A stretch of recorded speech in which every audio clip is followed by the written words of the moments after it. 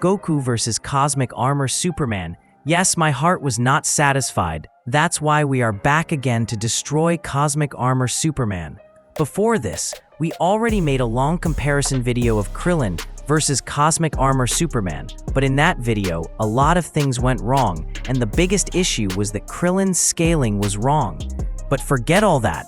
We are here to do Goku vs. Cosmic Armor Superman. Before starting the video, I want to give a disclaimer. I know, like every time, Cosmic Armor Superman fans will come here crying again, so do one thing, keep crying. I will only accept facts. Sorry for such a long intro. I won't waste more time now, and quickly we will start by scaling Cosmic Armor Superman. We already did this before, but still let's take a small recap so new viewers also understand this properly. So first of all, we look at a basic thing. Cosmic Armor Superman had to upgrade his vision to a 4-dimensional space so he could perceive the bleed. If you read Cosmic Armor Superman comics, you will easily understand this context. And we all know the bleed is a type of 5-dimensional realm that has 4 spatial dimensions and 1 time dimension, which makes the total space-time continuum 5-dimensional. I know a lot of Cosmic Armor Superman fans will bring author statements and say the author said the bleed is also beyond dimensional. DC's 6th dimension is just a name. In reality, it is above the concept of dimensionality itself. You understand, right? I am trying to say high outerversal. And some people even call DC's 6th dimension boundless, even though boundless has layers. Like bro, seriously, this is getting too much. Now boundless realms are also entering the market. That's funny, DC fans. Well, returning to the main topic, even if DC authors called a realm beyond dimensional, it will still be a death of the author fallacy because their statements contradict the real comics. So in the end, we can simply say that when Cosmic Armor Superman cannot even perceive a 5-dimensional world at will, then there is no question of him being outerversal. Realistically, DC had statements that their multiverse is infinite, and Cosmic Armor Superman surpasses it. I am not fully sure about all of these statements, so if I am wrong, you can tell me in the comments. So if we look at Cosmic Armor Superman's maximum scaling, we can scale him at most to multiversal plus level. And because there is no 5D or other higher dimensional feat, Cosmic Armor Superman's speed also cannot be immeasurable. So we cap it at high-end infinite speed, and his durability will also be below 5D, because again, there are 0 higher dimensional feats. So if we put this Cosmic Armor Superman data in front of us, Goku only needs 5-dimensional attack potency and infinite to immeasurable speed to defeat Cosmic Armor Superman. Because as I explained in every video, attack potency, speed, and durability are the primary things in a fight, and hexes are secondary. My old viewers already know, new viewers can assume this. If character A's AP is higher than his opponent's durability, and his speed is also higher than his opponent, then obviously he will speed blitz his opponent before the opponent uses any hacks. This is simple common sense. And I want to explain one more thing in this video that will help you understand things even better. The simple thing is that character A's speed is irrelevant, and character B's speed is also irrelevant. But the speed character B achieved was under 1 layer of outerversal limitation, and the speed character A achieved was under 3 layers of outerversal limitation. So now which character is faster? Obviously, character A, because he can perform speed feats in more complex existences. Now you will understand why I said this.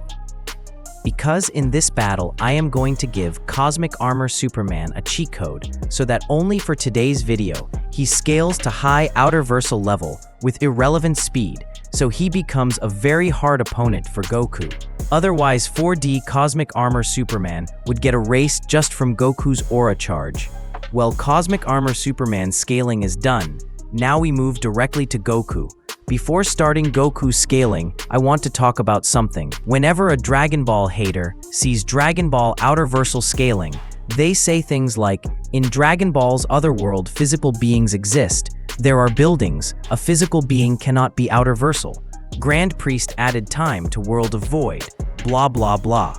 We can make a detailed video on all this, but to keep today's video short, I will simply tell you that you can dismiss all these claims as supernatural. For example, if the afterlife is outerversal and it contains a realm that has physical buildings, did you ever notice that realm was literally above clouds? So what kind of physics is this?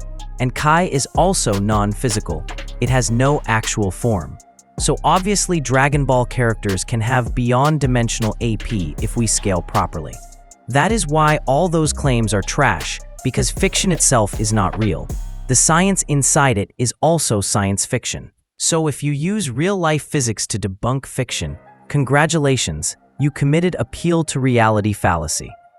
I talked about all of this at the start, so now I can easily scale Goku. Before scaling Goku, we need to understand Dragon Ball cosmology so we can properly scale Goku's feats. So we start from Dragon Ball's first outerversal realm, which is Otherworld. It transcends time and space conceptually. Remember, this is not 5D scaling. It transcended dimensionality so much that now dimensionality does not even exist there, and it is non-physical. And yes, all Dragon Ball cosmology information comes from official guidebooks and promotional material, like Dizenshu and Super Exciting Guide, and you will not find contradictions from any primary source like the anime, which also shows it as non-temporal. So we can easily call Otherworld outerversal. Next comes the Kaioshin realm, which Black Goku said is higher than Otherworld and Living World, and Black Goku himself was a Kaioshin. So with this system, the Kaioshin realm becomes one layer into outerversal. After that comes the neutral zone, which contains all 12 universes. So neutral zone scales to 2 layers into outerversal, because a container is always superior. Like an infinite 2-dimensional thing cannot contain another infinite 2-dimensional thing. They both are on the same level. That is why you need something 3-dimensional to contain it. The same logic applies here, and Dragon Ball universes are infinite according to Dizenshu, and if Otherworld conceptually transcends dimensionality, then it is obviously infinite, and infinity will continue to stack. After neutral zone comes the world of void, which is called dimensionless in the anime, and fighters literally move and fight there, so it cannot be 0-dimensional. And in Dragon Ball Super anime and manga, World of Void is shown to be more durable, so we can easily scale it to 3 layers of outerversal. After that, one timeline contains all this, and a time crystal contains that timeline, and then comes a realm called Crack of Time, which contains infinite crystals. Using the same logic, the timeline scales to 4 layers into outerversal, the time crystal scales to 5 layers into outerversal, and the Crack of Time realm scales to 6 layers into outerversal. And all of this was lowball. We can take it to 10 layers if we want, but to avoid making this video too long, we stop at 6 layers, lowball. And yes, I will use Super Dragon Ball Heroes in this video because the scaling beyond Time Crystal comes from there, and Dragon Ball fans can decide their own canon like Toya Taro said in a recent interview, and Super Dragon Ball Heroes cosmology has 0 contradictions. Well, after all this comes Beats World, for which this entire cosmology is non-existent. It transcends reality and fiction, so Beats World is easily high outerversal because outerversal concepts do not exist there. So now we have almost reached Cosmic Armor Superman level, finally. But after Beats World comes another world called Charisma World, and for Charisma World, even Beats World is fiction. So Charisma World surpasses even the concept of high outerversal. And we stop Dragon Ball cosmology here because Goku has defeated Fu, whose existence was Charisma World level. So, from this logic, Goku's attack potency becomes one conceptual layer into high outerversal, which is above the durability concepts of our fake scaled Cosmic Armor Superman, because we scaled Cosmic Armor Superman to high outerversal, and Goku defeated a Charisma World level threat which transcends high outer concepts. And Goku's speed equals his power because the Dragon Ball Chi system works equally for strength, speed, durability, and even hexes. When you increase your Chi, your entire stats increase. So yes, even Fate-scaled Cosmic Armor Superman cannot solo Goku, and the properly scaled one does not even come close. So the winner of this battle is Goku. So friends, that is it for this video. I will meet you in the next video with a new topic. Until then, take care and goodbye. And remember, this is Scalynox, where fiction meets power.